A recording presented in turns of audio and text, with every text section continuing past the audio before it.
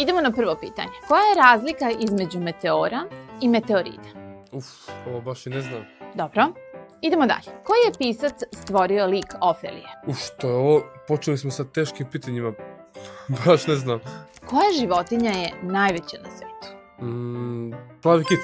Koja reka protiče kroz najviše evropskih zemalja? Nil. Ovo nije tačan odgovor. Pomešao si sa još jednom rekom koja se nalazi blizu nas. Ali baš blizu nas. Ajde probaj da se setiš. Ajoj. Dunav. Tačno. Ali sad je kasno. Ovde nemaš pomoć prijatelja. Ajmo sledeći. Ovo je lakše. Koji je glavni grad Kanade? Za Kanadu je Ottawa. Još malo geografije. Koji kontinent se nalazi u južnoj hemisferi? Pa vjerojatno je Južna Amerika. Pa sad ovo. Koja životinja je poznata po tome što može da spava stojeći? Ne znam stvarno.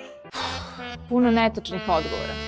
Kako to kad si sve to učio u školi? Pa ne znam, sramota me malo, prosto sam zaboravio.